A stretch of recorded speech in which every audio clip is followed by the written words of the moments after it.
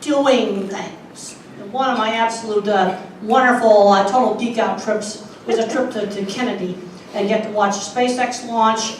I got to go in the vehicle assembly building. I got to sit in the original mission control room. Absolutely cool. We've got to get these kids out. One of the biggest problems I'm seeing is over-sheltering. And they're not learning basic things like shopping, bank account, how to save money, just real basic stuff. You know, when I was 7, I was making little bird kites, and I've got my new book there, Calling All Minds, which has my childhood projects. A lot of kids today are afraid to make mistakes, and I spent hours trying to get my little bird kite to work, and when I went to reduplicate it as an adult, it was really difficult because I couldn't get exactly the same materials. Another thing I've been doing is I go back and forth between the tech world out in Silicon Valley, all the work I've done in the meatpacking industry, working with skilled tradespeople. I've been working with people in my generation, skilled trades that I know are on the spectrum. Half of Silicon Valley's on the spectrum. Been there, seen that. And you know what else happened today? It happens with every tech company. Is audiovisual problems. Real trouble getting the PowerPoint loaded. What I can tell you, you want to have an AV problem you're going to have with a tech company. So since we had a big AV problem, that means you really are a tech company. And then you go to some crummy old convention center and it just works. That's the thing I like. And the other thing that was super interesting about the space station is that sometimes old reliable is the best thing for your life support system. They had 3 clunker IBM ThinkPads. The big, clunky, thick ones to run the life support. So what would you rather have? Old reliable? I think I trust those ThinkPads so much better than something new that hasn't been debugged by Aspiritech yet. And there's the SpaceX, the vehicle assembly building. There's the launch. The thing I can say about I got the iPhone 6, the small one. Had that phone for 2 days, and I just started taking pictures with this camera. I couldn't believe the pictures this phone could get. I just went click, click. That was beyond cool. We've got to get kids out doing stuff. You know, people think that we can do everything on computers. Well, they learned at Pixar that sometimes they have to get them off the computers and have them drawing by hand. And I've been in the meat industry for 44 years, and I watched my industry go from hand drafting to computer drafting. And we started getting strange mistakes on drawings. Things like the center of the circle is not the center of the circle. And the person who would do that was someone who had taken the computer class, but they'd never drawn by hand and they'd never built anything. They were not seeing their drawings. No, we got to get kids out doing things. That's the whole point of the Calling All Minds book. That's aimed at elementary and middle school kids, just to get them doing stuff. Schools have got to keep these classes in. Some states now, like Texas and Wisconsin and Massachusetts, are starting to put the skilled trades back in. Taking that out is the worst thing they did. You know, if I hadn't had sewing, woodworking, and art when I was in elementary school, I would have absolutely hated school. Hands-on classes also teach practical problem solving. Also, none of these things that's on this list are going to get replaced by computers. You know, theater, people still don't want to do that. Huge shortage right now of auto mechanics, welders, plumbers, electricians, and we're still going to need people to debug the stuff. We're certainly going to need that. We've got to keep these classes in. There was a study done that showed that a Nobel Prize winner in science was much more likely to get the Nobel Prize if he had a creative hobby. Interesting study. I was a lousy student, and I didn't start studying until school became a goal to becoming a scientist. And I had a really good science teacher that got me going, that got me motivated. Studying has to become a pathway to a goal. Now, one of the things that I'm seeing in a whole lot of autism meetings I go to is granddads coming up to me. Granddad often working in a technical field, computers or engineering, and he finds out he's on the spectrum when the grandkids get diagnosed. I am seeing that. So why was Granddaddy able to keep a job? Because he had a paper route when he was 11. Learned how to work. All right, here's my suggestions for learning how to work. Kids are in the pipeline now. middle school, maybe even 11 years old, dog walking, volunteer jobs, maybe at a church or synagogue. They need to be doing a task on a schedule outside the home. High school, they need to get some real jobs. They've got to learn how to get to work on time and do a job. And I worked with skilled tradespeople. Oh, they were weird. They could build anything. And I'm very concerned about losing skills. We no longer have the skills to build certain types of food processing plants because of taking out skilled trades. Not a good thing. Now the thing is, autism in its milder forms, bipolar in its milder forms, is just part of normal brain variability. When does geeks and nerds become, autism? Okay, some of the Aspiritech employees here, boy, I've seen guys like you at Google, been there, seen that. Microsoft, been there, seen that. I'll never forget the hotel that had the gigantic Microsoft convention at it. Yep, I see lots of people on the spectrum there. So in the milder forms, it's just part of variation. A brain can be more thinking, or a brain can be more social emotional. Now there's some new research now, 2018 papers, that showed the same genes that give human beings a gigantic, huge brain are the same genes that cause autism and schizophrenia. And what happens in autism is you get an early overgrowth in the back of the brain, so you end up with maybe art department, music department, math department, that sort of thing. In schizophrenia, you don't get enough growth early on, and then during the synaptic pruning phase, where the brain prunes the bushes, in late adolescence, the network falls apart because it gets over-pruned. But it's all involved with the same genes that make us human. You're not going to get rid of it. It's a true continuous trait, and a certain amount of variation is normal variation. Now the thing I want to ask you is what would happen to some famous innovators today? Famous innovators that probably were on the autism spectrum. A lot of them had an unconventional career path. Would they be less successful today? I'm seeing too many kids ending up in the basement playing video games. And I just read the other day that that's now a diagnosis, video game addiction. Gaming industry doesn't like that very much. But what I'm seeing is I think it's going to be a lot like alcohol. A lot of people can enjoy alcohol in moderation or enjoy video games in moderation, and it's fine. But then there's some people that get addicted and they need to not be touching it. But I'm seeing some very bad outcomes with that. He's 22 years old, he's in the basement playing video games, can't get him out. No, they've got to get him out. Jane Goodall, when she did her famous work, had a 2-year secretarial degree. Would that be possible today? No. Probably not. Thomas Edison, when you read biographies on him, was probably on the spectrum. He was described as a hyperactive adult high school dropout. He probably had autism. Steven Spielberg was rejected from a top film school, bullied, dyslexic. But you know what saved him? His little Super 8 movie camera. This brings up a really important thing. Early exposure to career interest. I did not come from an ag background, so how did I get interested in the cattle industry? I was exposed to it as a teenager on my aunt's ranch.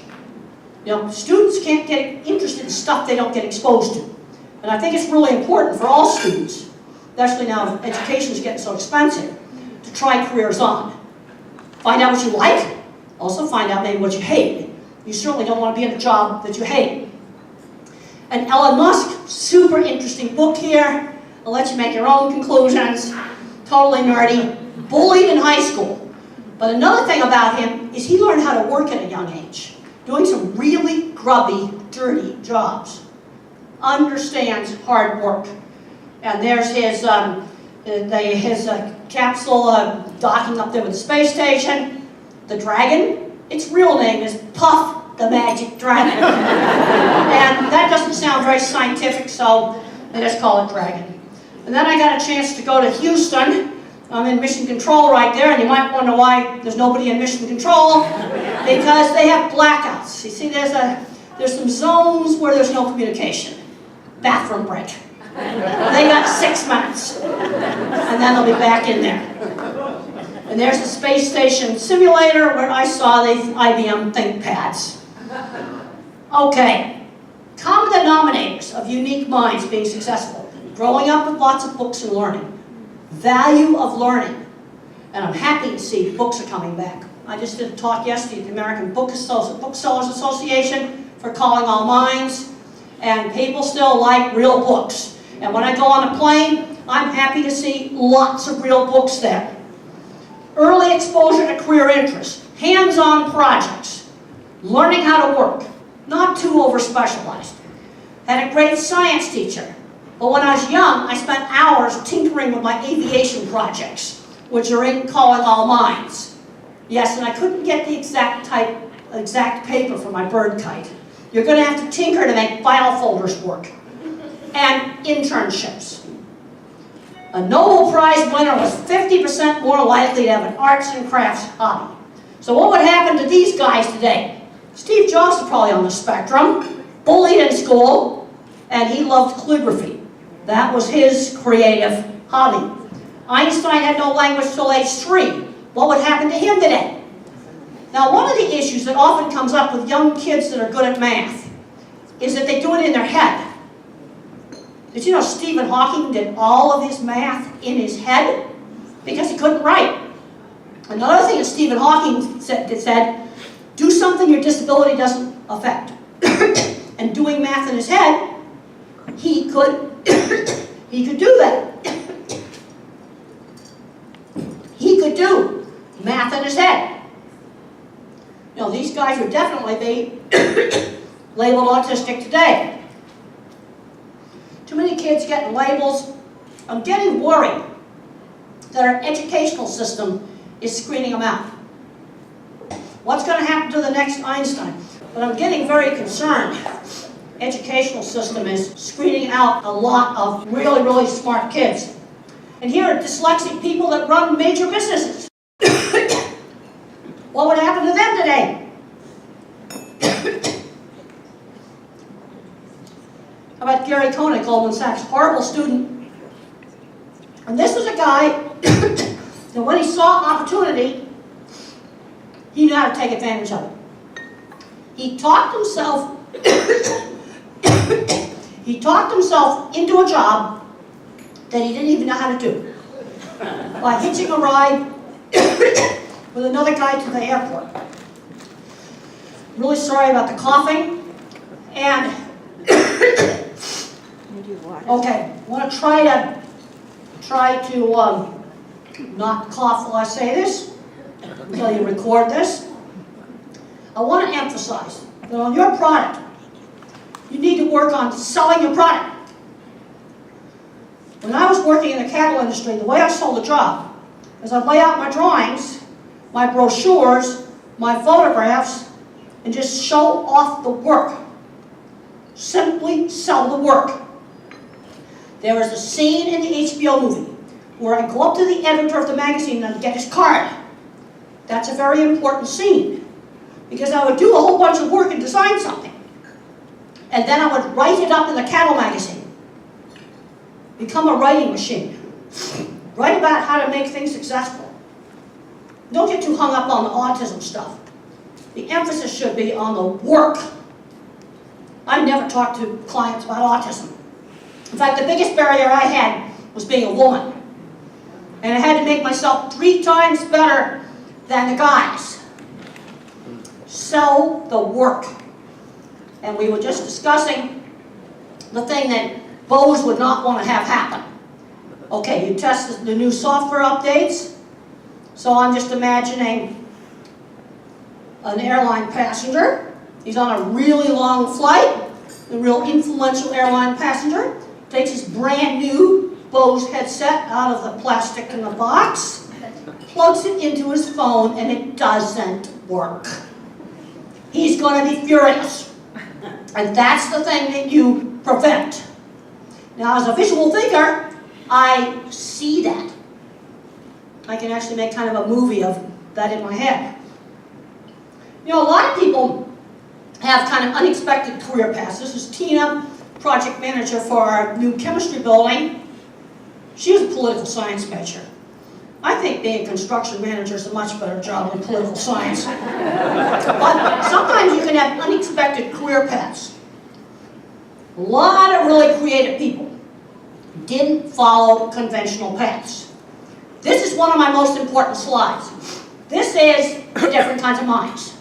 I am a photorealistic visual thinker. Everything I think about is a picture.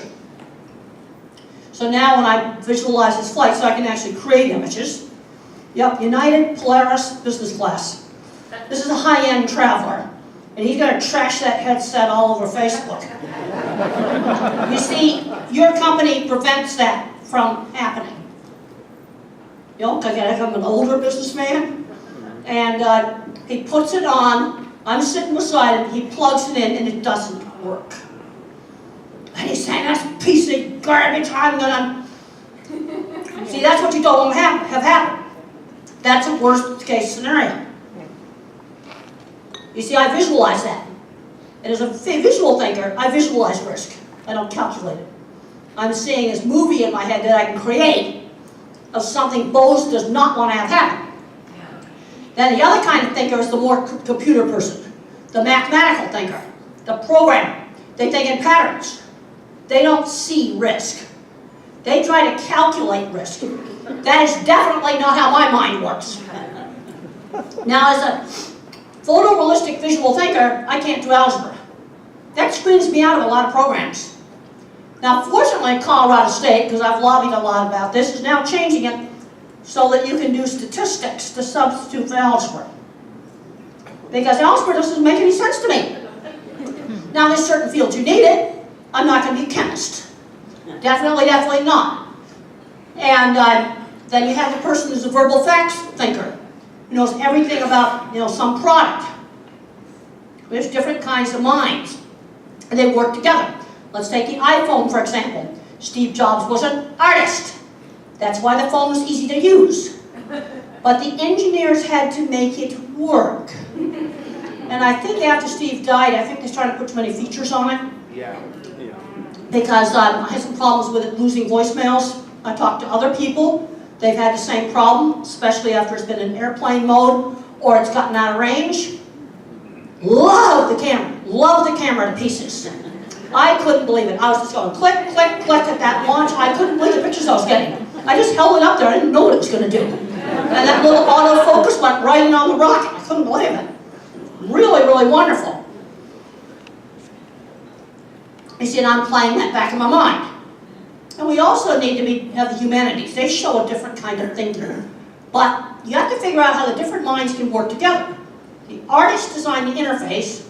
The engineers made the innards of the phone work. You have to have both.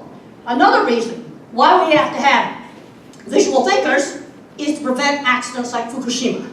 The Fukushima nuclear power plant accident was a colossal visual thinking mistake. So elementary, I can't believe they did it. I can't design a nuclear power plant. All I need to know about it is that the emergency cooling pump doesn't run when I need it. You have meltdown. And with disastrous results. It's not a good idea when you live next to the sea to put that super important electrically operated pump in a non-waterproof basement. I am not kidding. That's what happened. Watertight doors would have saved it. It's the simple kind of stuff that when I was working in construction, I used to buy. This is simple stuff. I visualize risk. They calculate it. You need to have both. This is what Thomas Edison had to say about mathematics. I'm not a mathematician, but I can always hire some mathematicians. They can't hire me.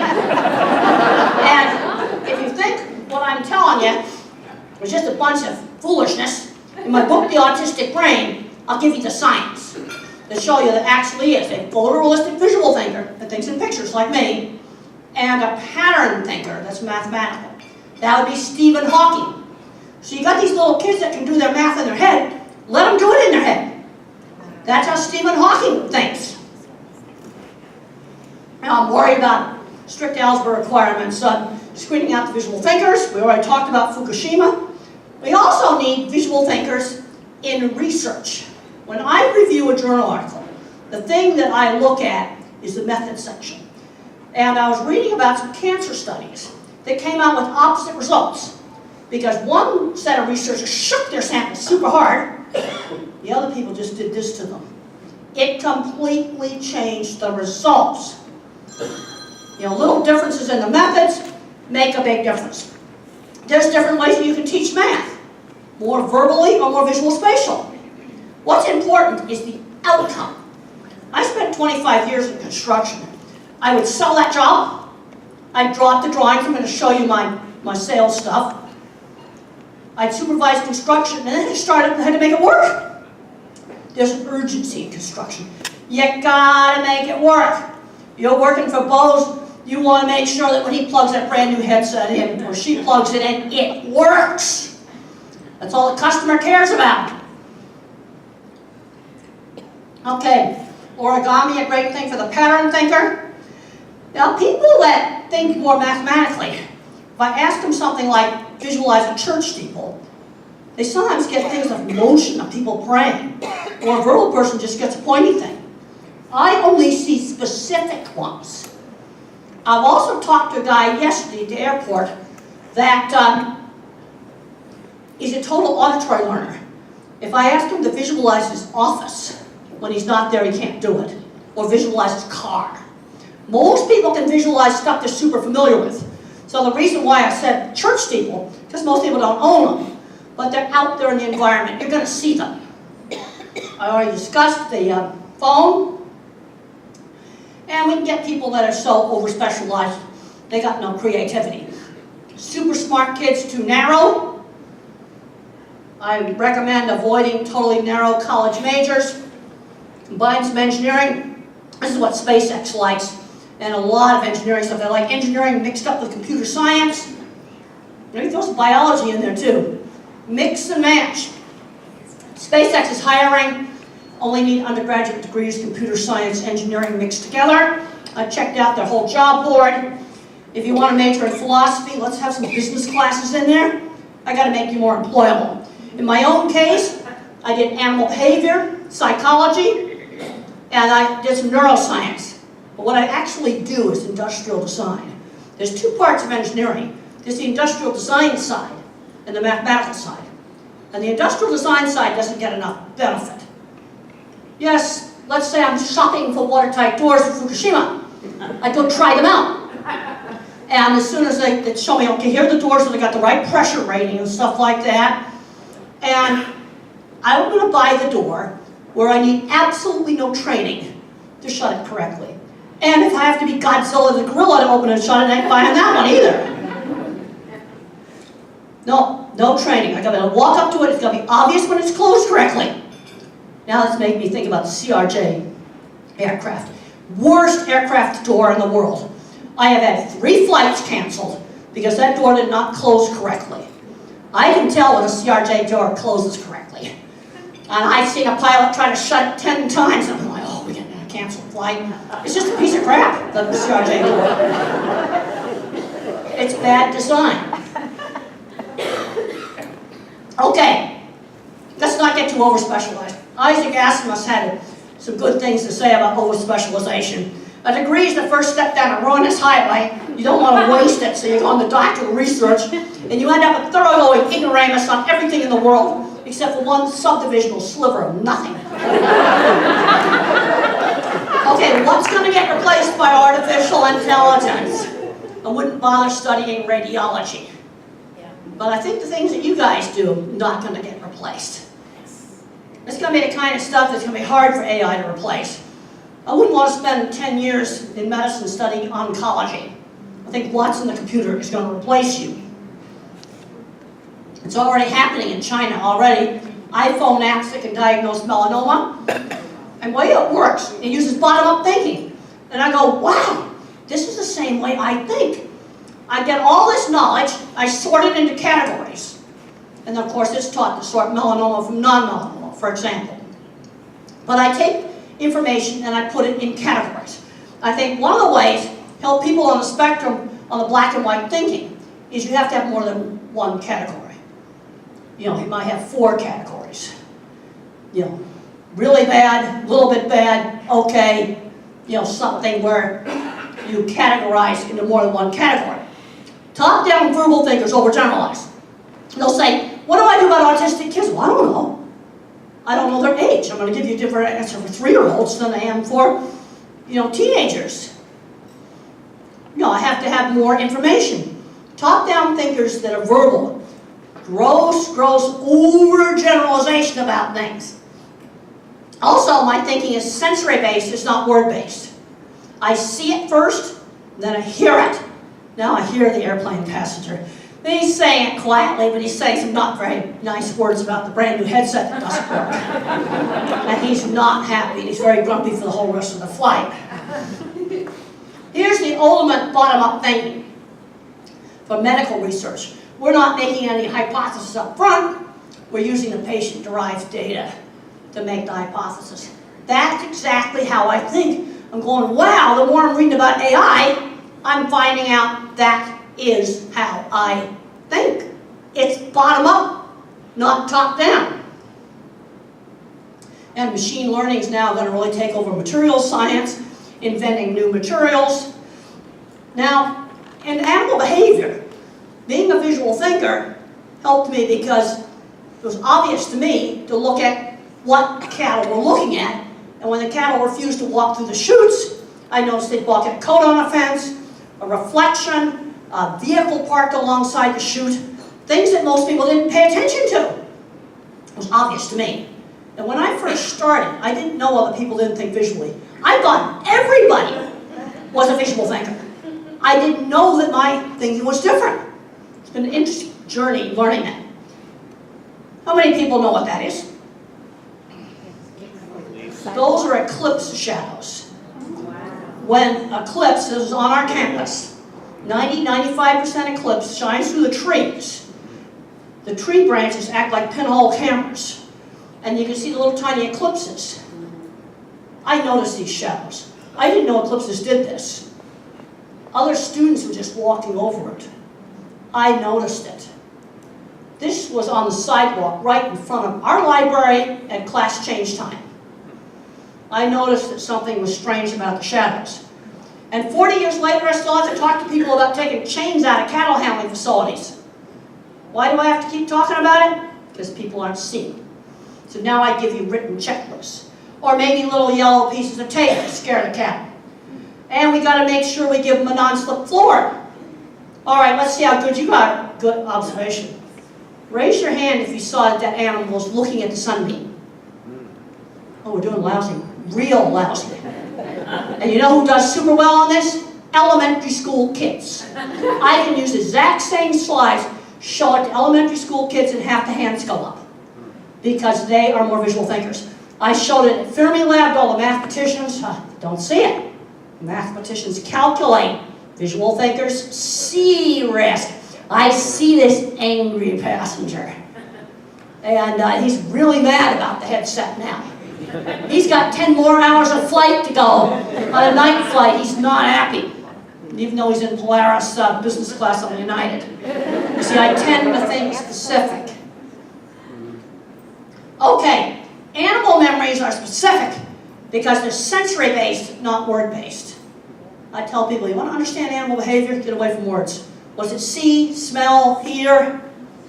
It's a sensory-based world. Now we get into the whole thing about emotions. Yep, I've got emotions.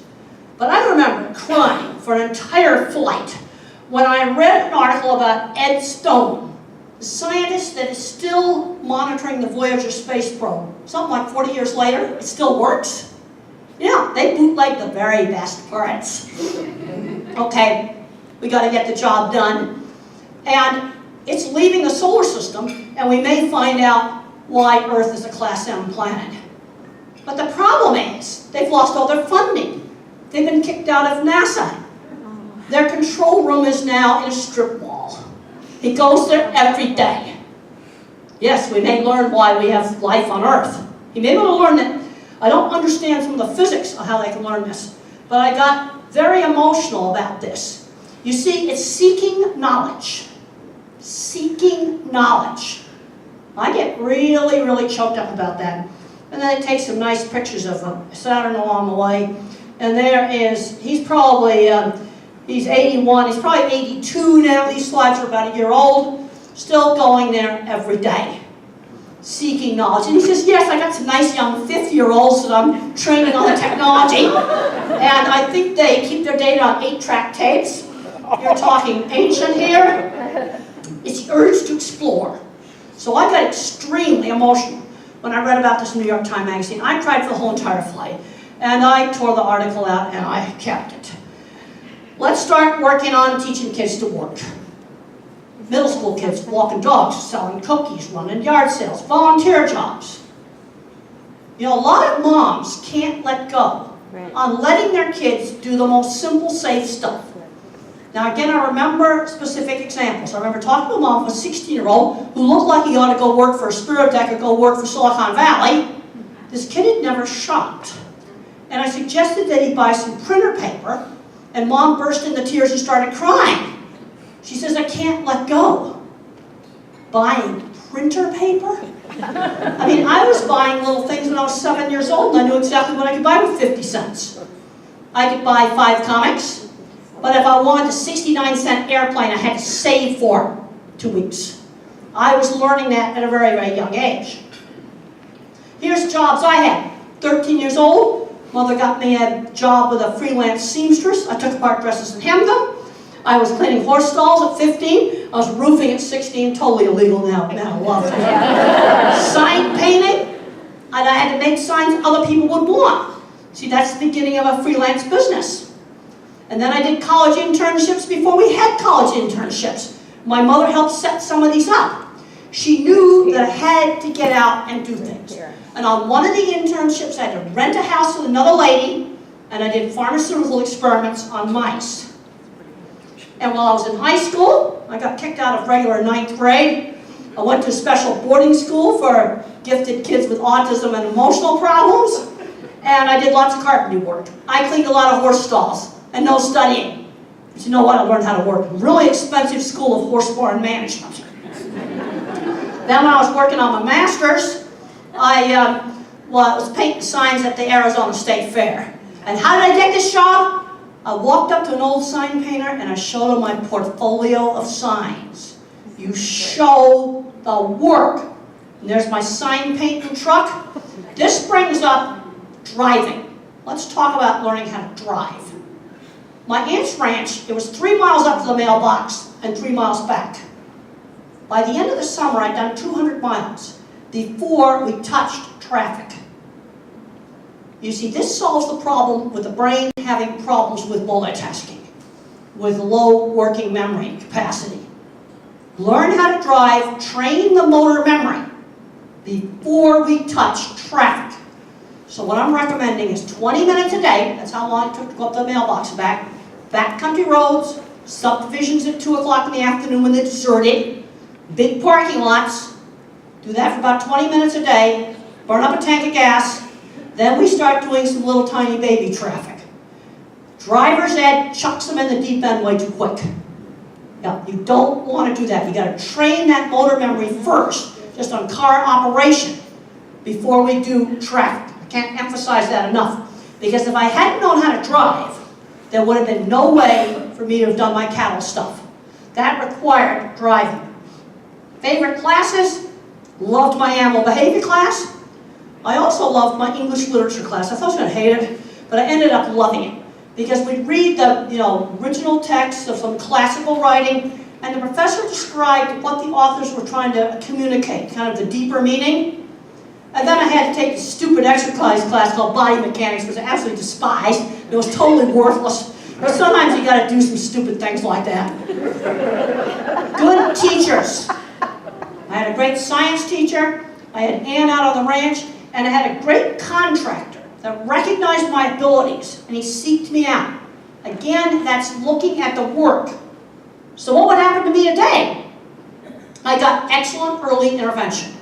Really excellent speech therapy, early intervention. I didn't talk until I was 4. I'd be a prime candidate for video game addiction. What little bit of video games I've played, it's a drug. I've seen lots of books on the planes, but I'm appalled at, you mean this lady sitting beside me actually did play solitaire for 3 hours, for a 3-hour flight on her phone? That's disgusting. You know, I saw one person's iPad or some kind of tablet, and they played Candy Crush, that when I looked at the reflection in the screen, I could see the spots from that game on her screen. Maybe you could do something a little better to enrich your mind on a flight than doing that. But fortunately, I'm seeing lots of books. We've got to work on the work experience. Another thing I don't like is too many kids are defining themselves by their label. I don't like that. I'm a college professor first, a designer, a cattle handling behavior person. That comes first. Autism secondary. But I'm seeing too many kids where their total life is defined by the label. I didn't write anything about autism until I'd been in the cattle industry for 10 years. Until I'd gotten established in the cattle industry. Don't become your label. Here's a scientist's reaction to taking hands-on classes out of the schools. This was in the Nature journal. Practical experiments teach kids the reality of science with all its frustrations. Practical things don't always work. Okay, you do the projects in Calling All Minds. Some of the stuff you're going to have to experiment with it to get it to work. Also, the book has famous inventor biographies and patents in it. And it's also got all my aviation experiments in there. My 7- and 8-year-old aviation experiments. We got kids today that don't know how to hook up a garden hose. We've got kids today that have never used a ruler. I talked to a guy on a plane. I talked to lots of people at the airport. He ran oil rigs. He had some workers that didn't know what a garden hose was.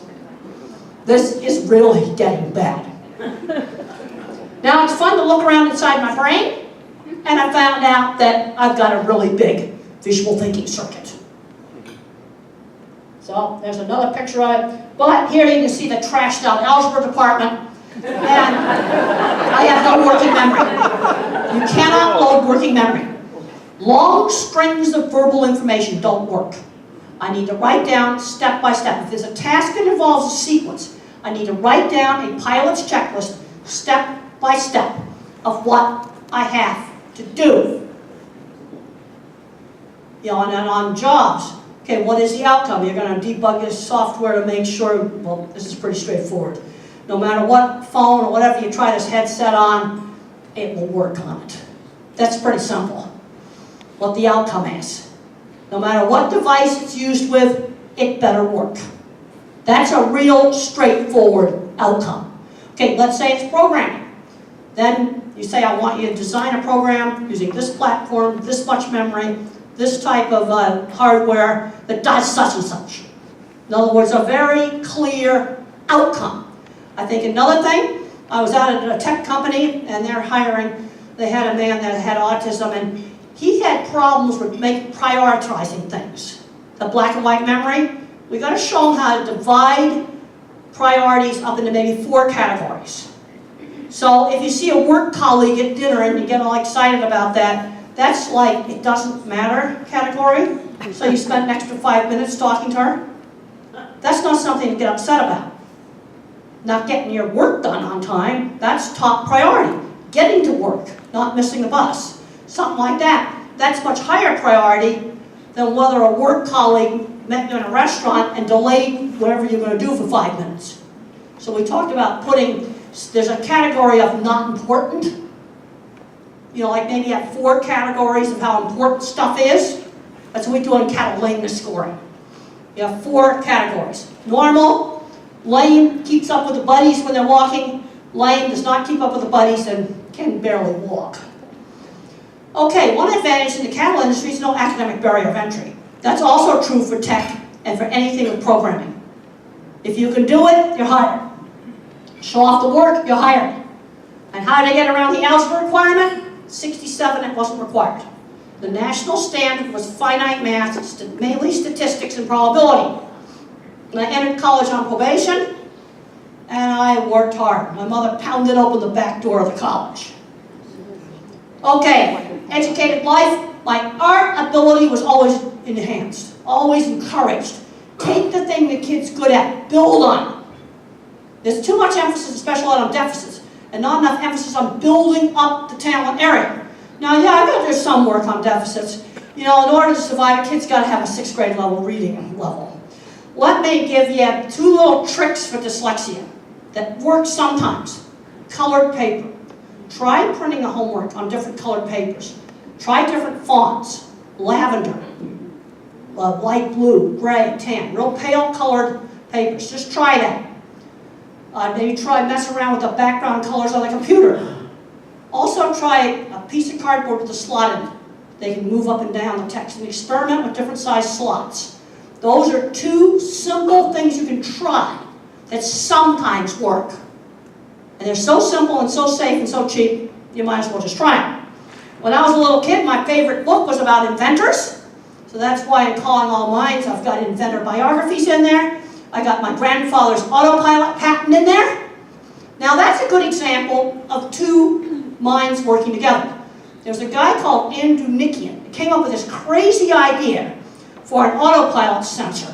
There was 3 stationary little magnetic coils. Kind of think cochlear, semicircular canals in the ear idea. That's probably where it came from. You can see the relationship there. The aviation specialists thought it was completely nuts. They were trying to hook the plane's autopilot directly to the magnetic compass. Can you imagine? It'd be like that. If you've ever worked with a magnetic compass. And my grandfather, MIT-trained engineer, goes, I can make this work. So he worked with this guy on this crazy idea. And I think Andronikian was probably on the autism spectrum. And they worked in a loft over the place where they fixed the trains. And they tinkered and tinkered and tinkered. And sometimes it worked and sometimes it went crazy. They finally realized the big metal trains going under their workbench was messing up the magnetic field. They got it away from the trains and then it worked. That's two minds working together right there. Early exposure to career interests. Experimental psychology class, animal behavior class. There was one thing I was good at. I was a good writer. I am seeing a lot of problems today, college student writing skills. And the reason for that is they didn't have people copy edit the work, mark up the work, correct it, and then they can go back and correct it. I was a dreadful student. But by the time I was in 9th grade, my writing was better than some of the college students. And that was important. Because I went up to that editor and I got his card. And then I wrote about my projects. But that's how I spread it. I wrote about everything I did. I put it out there and gave it away. Don't get too worried about your intellectual property. There's only one way to stay ahead. You stay ahead. Okay, stuff under development I didn't write about. But once it was out there in the plan, everybody knew about it anyway. I would write about it. I became a writing machine. And that's something you need to do for Aspiritech. Write about how you make it work. What are some of the pitfalls where you can have problems? Okay, we were discussing at lunch about these people need support. That's vague. What do you mean by support? Tell me what you mean by that. No, if I can't visualize it, support. I'm now seeing some beams holding up a building. I don't think that's the kind of support that we're thinking about. Now, when you're weird, you have to learn to sell your work. I would simply lay the work out. And here is the portfolio I used to sell Cargill. Early on in my work, I laid it on the desk, just like the movie showed it. That's the drawing right there that I sent to Bill Fielding of Cargill in the late 80s. This is pre-internet. It's a cattle handling facility for a meat plant. What I basically did is to show him my work in a 30-second wow. Something he could open up, wow. Or if it was a live interview, I'd lay the drawings out, and then I had a very professional brochure. There was nothing about autism on it. Now that showed the 3 types of jobs I could do: ranch, feedlot, or meat plant. Now I made sure the drawings and the pictures, he was meat plant.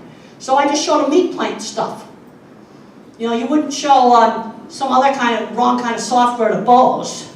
You're going to show them stuff they'd be interested in. And then I showed them pictures of jobs. This is the original dip-vat project I designed back in the 70s. And there's the one they made for the movie.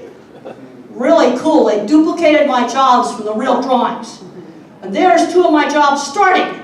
Now I found that spending 25 years selling jobs, drawing them up, supervising construction, and starting them up, it's all about outcomes. Where is a student 10 years after high school? He better not be in the basement on Social Security playing video games. when he ought to be at Aspiritech or at Google or at Microsoft or some other place. Or if he's more my kind of mind, I'm more the skilled trades mind. Yeah, and don't stick your nose up at skilled trades. Here's my center track restrainer system. This is a piece of equipment I've developed. It's in all the big plants. Half of all the cattle in North America are handled in this. Look at that steel work. Stupid people don't build that. And one of the things I'm worried about is losing these skills. I'm horrified at the condition of infrastructure. I saw a bridge last night in the dark that didn't look very nice. And I was doing a book tour for Calling All Minds, and we were somewhere outside of Chicago and went under a concrete bridge, one of those old arch ones, with steel things holding it up, weird cables bolted on it to hold it together. Man, your infrastructure here in Illinois, it is disgusting. And then, about 6 weeks ago, we had an autism conference at the Sheraton in Pittsburgh. They had no water. Entire hotel with no water. It's unreal. We came this close to a 900-person conference on porta potties.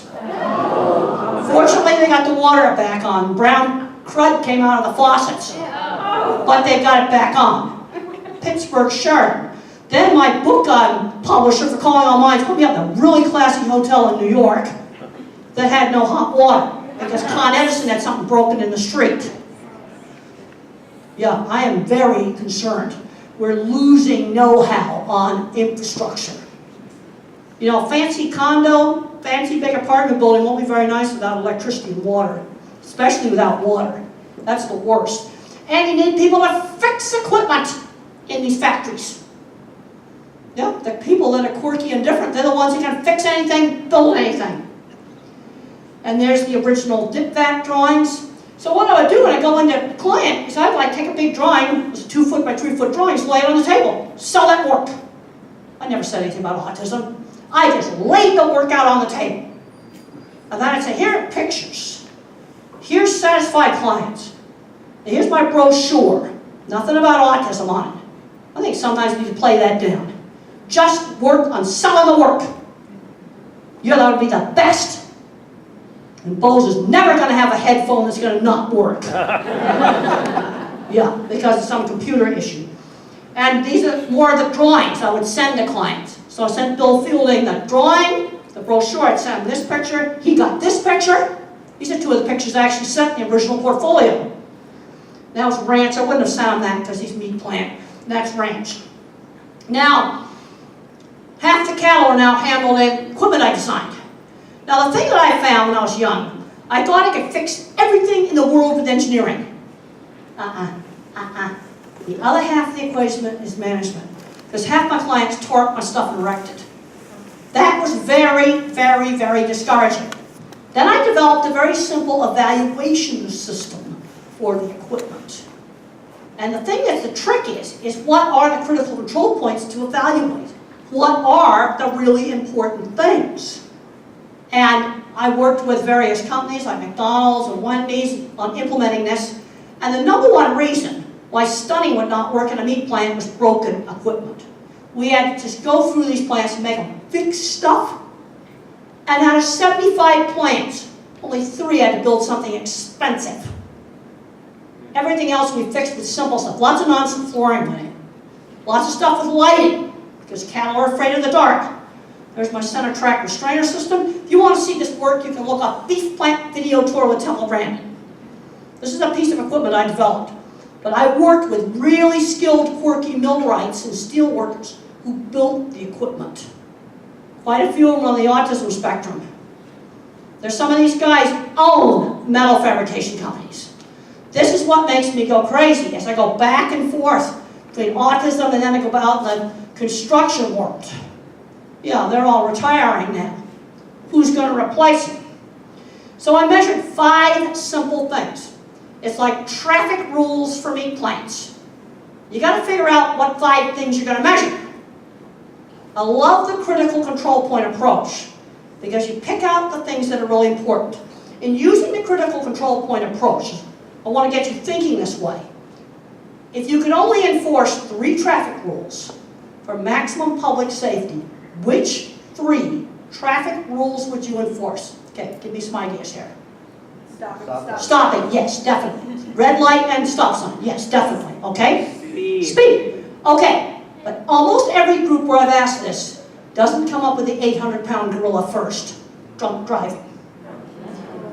And then I'm going to put for 4 and 5 texting and seatbelts. But the reason why I don't put seatbelts in the top 3, they protect me, but they don't protect you against me.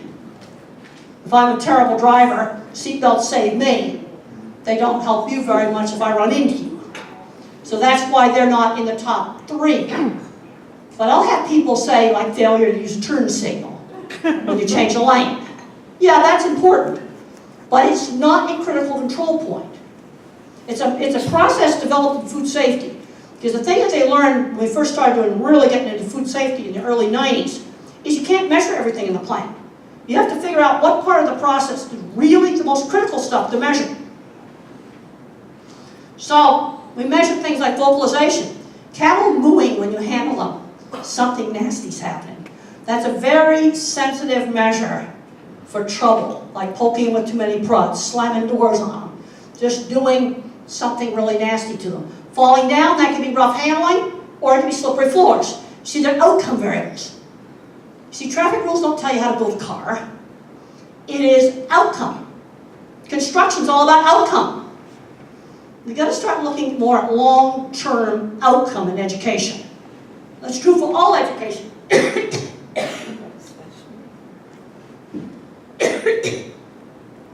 So when we first started, only 30% of the plants could shoot 95% on the first shot because equipment was broken.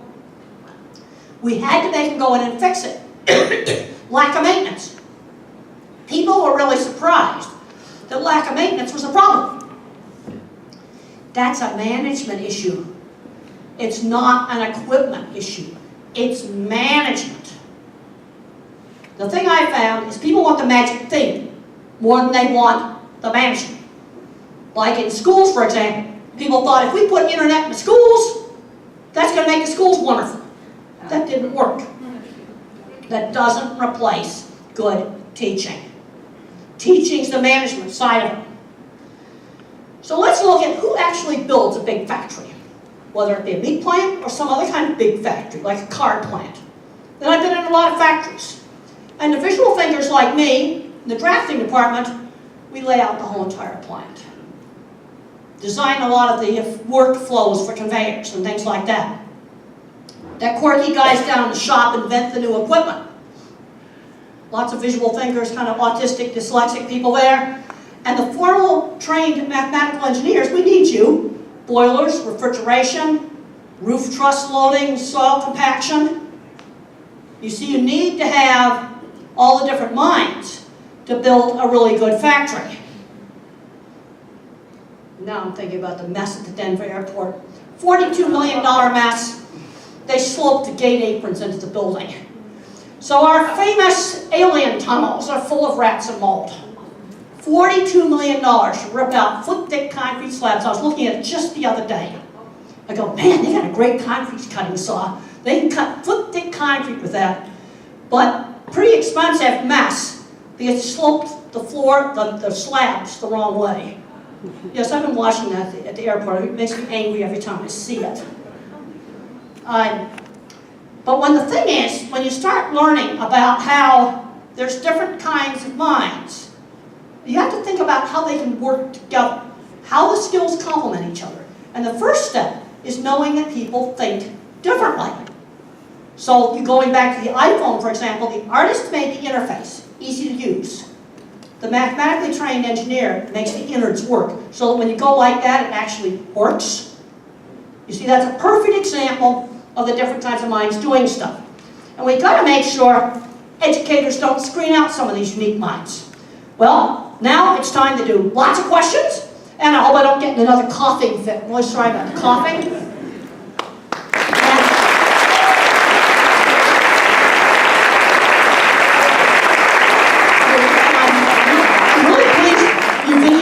But if you can edit out the coughing fit, I'd really appreciate it. And let's just do lots of different questions. Not my job. And I'm going to be really interested to go to your, gotta get another coffee. We don't know where our second mic is, so people Okay, we're just going to have to talk loud. We can talk loud, or we can just get exercise walking back and forth. Alex, can you Yeah, you want I just got to get another coffee up here. take your time, I'm please? about ready to go to the coffee fit. Thank you, Dr. Grandin, so Well, much. Let's just do questions here. Okay. Okay, questions right here. Or you can just say it loud, I'll repeat it. I think it's not that big a room. A lot of people see you as a hero and a role model and someone to put on a pedestal. And you're Oh, let me tell you, when I was working in construction, I wasn't on a pedestal. When I worked in construction, I was invisible. And they would do bad things to animals in front of me because I was in construction. I've been through the bad plant manager. We're on startup, a new piece of equipment, 4 hours of swear words, only one word in his vocabulary. Been there. Wasn't in a pedestal when I worked in construction, that's for sure.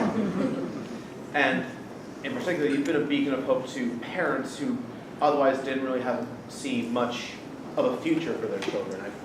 And you look like a regular Silicon Valley guy. You see, the thing is, it's an advantage being a visual thinker. I don't think in the word doesn't mean anything. Oh, well, he looks like someone with, like a guy I saw in the shop, or somebody that I saw at a tech company, or somebody I was at a Rockwell Automation conference, and I talked to him. You know, I'm seeing the engineer was almost crying when he told me I'm one of those granddads who's on the spectrum, you know, and had a really good career. My question is, do people ever come to you with looking for answers that you can't give? Answers I can't give? You didn't have to give me a specific example. You see, I don't think in generalities. Okay, give me an example of a question I can't answer. Okay, ask me something about Stephen Hawking's Penrose geometry and how to do it. I don't know. All I know is he does it in his head, and he says, I did something my disability doesn't affect. What I'm wondering is, people come to you hoping that they can guarantee some future for their kid, and you have to tell them. Well, first of all, that's too general. If someone asked me if I could guarantee a future for the kid, I'm going to have to sit down there for about 15 minutes, and I want to ask a lot of questions, because I got to get some idea of level. You know, there's some individuals we're working for Aspiritech, you know, on the program testing. No, they would not be able to do that. So I've got to get some idea of age. You know, can they read? I mean, I've got to know some basic things about them. But even some of the ones that have more severe problems, there's jobs that they can do. I heard a story about a guy who had actually been in an institution, and a doctor got him out of the institution and taught him how to make coffee, and his job was the coffee man at the gas station. And he was appreciated for his really good coffee. And that was real work, a real job. It wasn't a fake work thing. Fake work, you don't ever do fake work. You've got to be doing real work. So I have to get much more specific information and then figure out what's a reasonable future. Physics and chemistry is not a reasonable goal for me. I cannot do the math. Industrial design is a reasonable job. That's basically what I've done with the CAD. It's a field called industrial design. It's the visual side of designing stuff. Steve Jobs is basically an artist and an industrial designer. So I have to have a lot more information. See, the problem we got with the autism name is you're going from Einstein and Thomas Edison and famous musicians and artists to somebody who can't dress themselves. That's the problem. You've got such a broad spectrum. And I'm seeing smart kids like you where they aren't learning shopping. That's something I learned when I was 7 and 8 years old. You know, just the most basic things like that. You know, I'm seeing too many kids becoming the label. And now when it comes to anxiety, you know, I take antidepressants. I wouldn't be here now if I wasn't on antidepressants. If you want to read about that, it's in my book, Thinking in Pictures. And I started taking them when I was in my early 30s. You know, then you get into the whole issue about the developing brain. Well, I was past that point. My anxiety got worse as I got older. The colitis attacks cleared up when I went on the medication. It's, you You know, and I got out there and worked on my cattle stuff. You have to work hard. There's two things you got to do. You have to work hard. But another thing you have to do is see the door. That's why that scene in the movie where I get the card, that's real. There's some stuff in the movie that kind of fictionalized, but that's real. Is seeing that if I got that card and I started writing for that magazine, I could really get my stuff out of there. And then that got me a press pass into the meeting with the hundreds of dollars registration fee. And I got the cards for the national magazines. Hey, so you talk about the support, so it's not a beam. What we do in Aspiritech, the support is 90% or 80% about anxieties. Oh, anxiety? Yeah, that's most of the support. Well, I have anxiety. Let me tell you two things I used to be afraid of. Public speaking and airplanes. I'm not kidding. Specific anxieties, but this is where the main reason we have the support. The anxiety is the, now most of your people that are working in Aspiritech are older adults. There's some people that are going to need tech medication. I've worked with That's designers. exactly what I'm going to, and that's the question. What I see is the amount of medication helping. Well, you can put people on too much medication. So I want to know your take about medication. Well, basically, the younger the brain, the more conservative you need to be. Once you get past 25, the brain's developed. I've worked with visual thinking designers professionally in the meat industry, 3 different ones. And a low dose of Prozac kept them off the drugs and alcohol. There is a place for conservative, careful use of medication. I would not be here today without medication. I would have been ripped apart, stress-related health problems, and these colleagues of mine would have been in the gutter on drugs and alcohol. So, careful, conservative use. The other thing with anxiety is you're going to have to keep broadening your world. Okay, how did I get over being afraid of airplanes? I had to make them interesting. Interesting. Oh yes, I read all about that plane where they flew into the hail and they smashed the radar nose cone, all the pieces on it. I'm sure the radar didn't work after they did that. I talked to some pilots about that. One pilot told me that they couldn't see it on the radar, and another pilot told me they were total idiots. I don't know. I kind of have to make that interesting. I'm more likely to get in a car accident. And I have been in minor car accidents going to and from the airport. You know, but I had to get it to make it interesting. And the plane I was most afraid of has a funny name. This plane's called a Fokker. You've got to say that very, very carefully. That is actually the name of an airplane. A 1960s propeller-driven commuter plane. And public speaking, I walked out of my first talk. You know what I learned? Have really good slides. Then if you panic, you can fall back on your slides. Or if I don't have slides, I have a checklist, the things to talk about, like bullet points. But you have to do it. The medication works on the primitive parts of the brain. You know, cognitive works on the top. You've got to hit the brain both from the top and the bottom. And you've got to get them out doing things. You can't just let them retreat.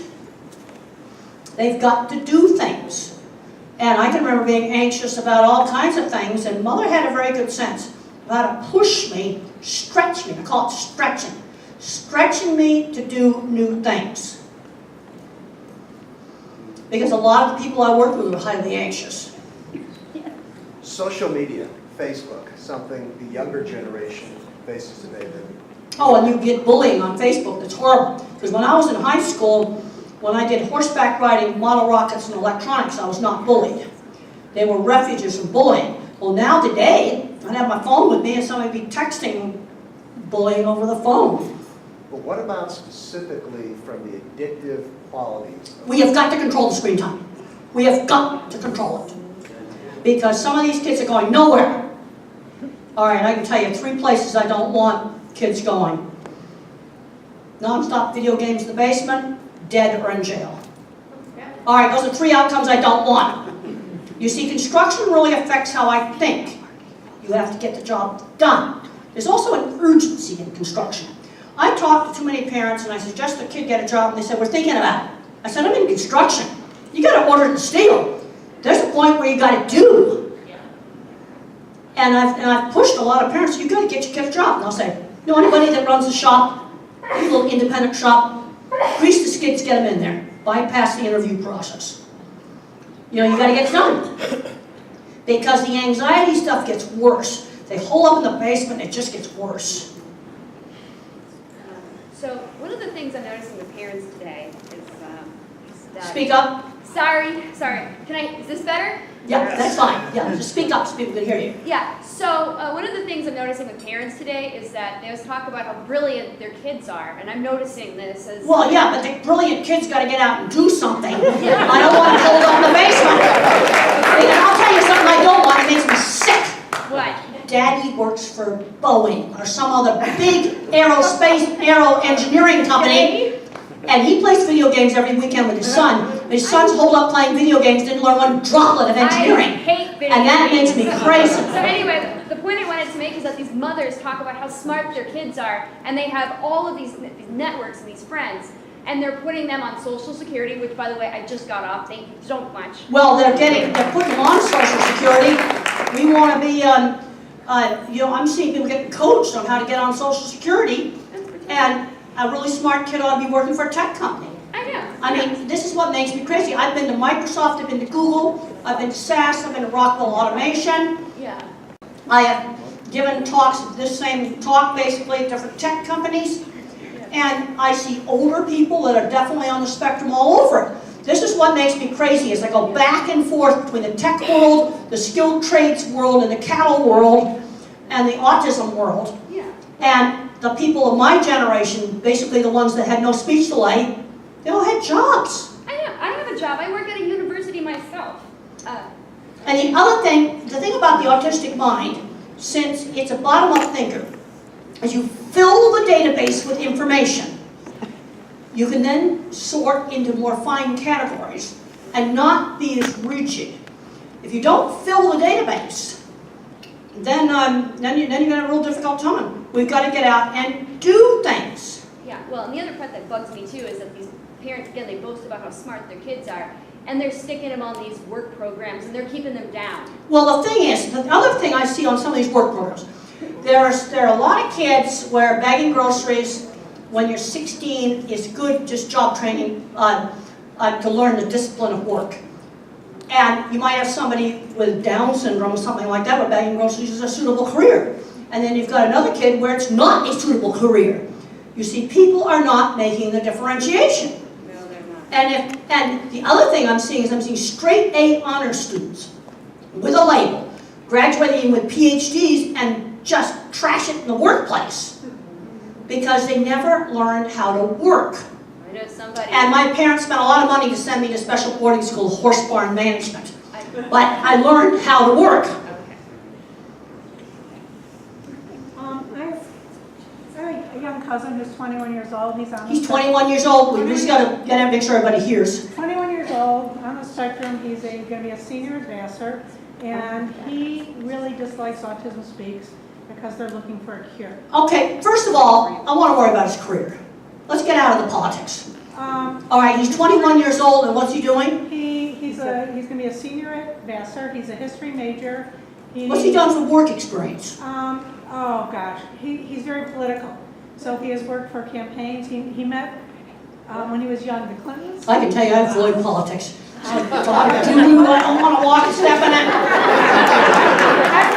But it's a brain. He's going to law school, but he gets very, very upset that they're trying to find a cure for autism. First of all, I think it'd be a good idea to drop a lot of the autism stuff and start worrying about his career. Well, I think he's very comfortable in his own skin, and that's why he feels like, why are we looking for a cure? I'm okay the way I am. Well, the thing is, there's new research. There's a paper called Genomic Trade-Offs. Is autism the steep price we pay for human brain? That is an actual paper. 2018, I pulled it off of Google Scholar. Another paper is our solitary mammals as a model for autism. Okay, now you take lions, for example. They're much more social than tigers and panthers. And when you look at some of the neurotransmitter stuff, there's crossover with autism. Does that mean that a panther or a leopard, which is more solitary, is defective compared to a lion? This is where it's normal variation. And this is brand new research. This is absolutely new stuff within the last year. And it's the same genetics that makes us have a big brain. And the system that makes us have a big brain is not a stable system. Because there's an even newer paper, which I don't remember, I think I've got a copy of it in my notebook, where the way we have a big brain is a thing called a notch gene. And what a notch gene does is it keeps the stem cells from differentiating the brain tissue longer. So you grow this big, huge blob of stem cells, and then they turn into brain tissue. And that's what makes human beings have a big brain. It's not a stable system. That's why you have autism and schizophrenia. And another thing you throw in that mix is epilepsy. That also gets chucked into that mix. This is what the latest research says. So if you cured that, well, maybe we won't have a big brain anymore. I mean, this is what, now, you also have got a lot of, we're looking at some of the genomic stuff. And I went in, I'm on a project right now, and I've done the whole coding DNA analysis. Boy, I learned why I've got small, crummy little teeth, why I have horrible skin. I've got a bleeding disorder. It's not hemophilia, but if I'm put on too much warfarin after hip replacement, I die. I learned that from it. But when it comes to the genes and autism, yeah, there's a shank and a few other things, but it didn't really tell me that much. It explained all the physical stuff that's wrong with me. I'm glad to know about the bleeding thing, because when I have to have a hip replacement, I have to have a quarter of the dose of warfarin, or I could die. That I learned from it. And I learned why my teeth are small and horrid, and why I have skin problems. But it didn't tell me too much about the brain. Because the problem is, it's embedded. And the problem is the system that grows a big brain is not a stable system. It basically just makes a blob of extra stem cells grow, and then, okay, now it's turned into neurons. There's a lot of stuff that go wrong there, okay? Hi, I admire you so much. Thank you for all you've done for autism and awareness and everything. I have a son that's 2. He's 2? No, 3.5, sorry. He Okay. was diagnosed when he was 2. Okay, can he talk? He could talk when he was diagnosed. He started Why was he diagnosed if he could talk at age 3? Yeah, I know, ASD. I mean, the other problem that you've got is to get any kind of special ed service. Now, you have to have a diagnosis. Right. So I think there's a lot of, sort of overdiagnosis, increased detection. Well, my question to you is, he now has 30 hours of therapy, all his waking hours. Is he making improvements? A huge Good. improvement. Then it's working. Good. BCBA, they're in the house. Good. But he's making improvements, and you're doing the right. If your kid's making improvements, you're doing the right thing. You think so? Is he making improvements? Okay, Yeah. what kind of improvements is he making? Well, he's talking. He's talking. He's got a huge talent for playing the piano. He's sort of. Well, I worked on the music talent. The other thing I would do with some of these math kids, don't bore them with baby math. When he gets into school and he's bored stiff, give him the high school math book, give him the college math book. He may need special ed in reading, but go ahead and give him that higher math book. And somebody will say, well, that's too difficult to do. I go, wait a minute, I can buy a geometry book for $10 on Amazon. Don't give me an excuse. And I would, if you're the teacher, move his desk up to the front, so I know he's working on it. Maybe it's online. I'll turn him around so I can see the laptop. Maybe I don't understand it, but I need to see it. And I'm going to have to send the homework off to the high school teacher. Just do it. See, this is the thing that being in construction, you got to just do it. That's not even expensive to do. It's easy to do. And if you don't give him the harder math, he's going to be a little behavior problem because he's going to be bored stiff. So my question, I guess, is there's applied behavioral analysis, and then there's floor time. Okay, it all depends upon who the teacher is. Okay. You know what I have found when I've watched good teachers? ABA turns into floor time turns into ABA, and what is important is who that teacher is. Okay. And a good teacher has, I call it the knack, I know this isn't very scientific, knows just how hard to push to get progress without causing sensory overload. Okay. And some kids you can push them more than others. There's some kids where you kind of jerk open the front door, that was me. There's other kids you got to sneak around the back door very, very quietly and be careful not to drive them into sensory overload. So that teacher, you want me to stop? No, I want you to take, I think, one more question. 'cause One we more? want you- do you have one more? All right, one more question, and then I'll hang around for as long as people want to hang around. Okay, well, how about right here? So, I noticed that you tend to focus more on the work side of things, but Well, if I didn't have a good career, I wouldn't have a life. what I'm wondering is, well, at least in my experience, the high school that I went to was really accepting of people who are Good. who have different sorts of issues. But I'm just wondering, like, what is the level of like having like a positive social atmosphere? Well, positive social atmosphere is really important. I have a book you might be interested in. It's called Different Not Less. And it's 14 old people diagnosed with Asperger's later in life, all employed, all different kinds of jobs, some tech jobs, I didn't fill it totally up with techies, employed, and the diagnosis helped them with their relationships, because a lot of them had marriages that were a mess. That was where it helped. And where there's been successful marriages, it's often been people with shared interests. You know, like two computer programmers. Friends who shared interests. When I was in high school, my friends were in horseback riding, model rockets, and electronics. Things where there was a shared interest. And you might find that book really helpful. And it's in their own words. I edited it. And the way we did it was I had kind of a contest set up on my website where people could send in their stories, and they were on a format. We did that so it wouldn't ramble so bad. And to be included, they had to have not be on Social Security and have fully, paid employment. And then they talked about their childhood, their work experience, relationships, and I got some insights from it. And it's in their own words.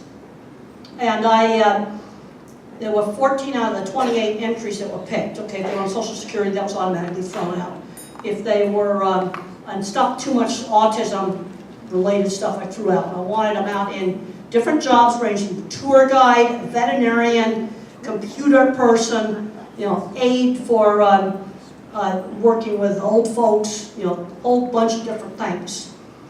And I remember the veterinarian saying that, he'd had problems with relationships. Then he said something that really resonated with me. He said, I started getting a deep satisfaction from my work. See, that gives meaning to my life. People say, well, you're straining yourself too much doing all this traveling. Well, I don't know what I was doing myself otherwise. All right, one more quick one, and then we'll sign books, and I'll hang around this. Okay, right there. I do emphasize to people, I'm 63 on the spectrum, and that for... And what have you done all your life? I'm at Aspiritech right now. I'm one of the people here. Okay? I'm one of the go-getters in the place. Just ask any of the other people. But for a long time in my life, I emphasized that there was no such thing as Asperger's officially, that nobody knew what it was. You've got to remember that on all these diagnoses, they're half science and half conference room squabbles. Right. Nobody is sitting in a conference room and changing the diagnosis for tuberculosis. You either got it or you don't. Okay. Yeah, I'm just saying that, there was no literature on Asperger's in English until 1981. Well, basically the only difference between autism and Asperger's is Asperger's has no obvious speech delay. That's the only difference. Okay, and to be autistic, you had to have obvious speech delay. I know that's marked my life, not knowing exactly what my problem was for quite a while. Well, basically the problem is, in autism is the social circuits aren't hooked up. What basically happens, you grow extra circuits back here. It's early brain overgrowth. This is what's known as science. So that could build up maybe the art department, the music department, the math department, memory, loads a ton of memory in there. But you got a 286 for a processor. You know anything about computers, I'm sure you do. And your social circuits are kind of shortchanged. No, that's I have basically what happens. 086 processor, actually. But yeah, that's the same way. I'm a 286 processor. I got no working memory. Yeah, I know. I got a Google data center for memory. Yeah. If I can convert it to a graphics file. Yeah.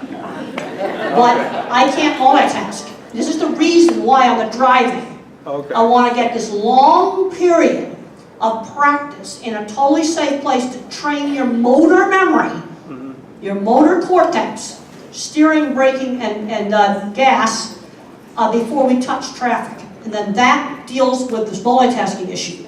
I was lucky that mailbox was 3 miles away. And on my aunt's ranch, we had to go to it every day because she had a business. Okay. And she had no phone. We had to go to that mailbox. All right. Thank you. Okay, well, thank you all.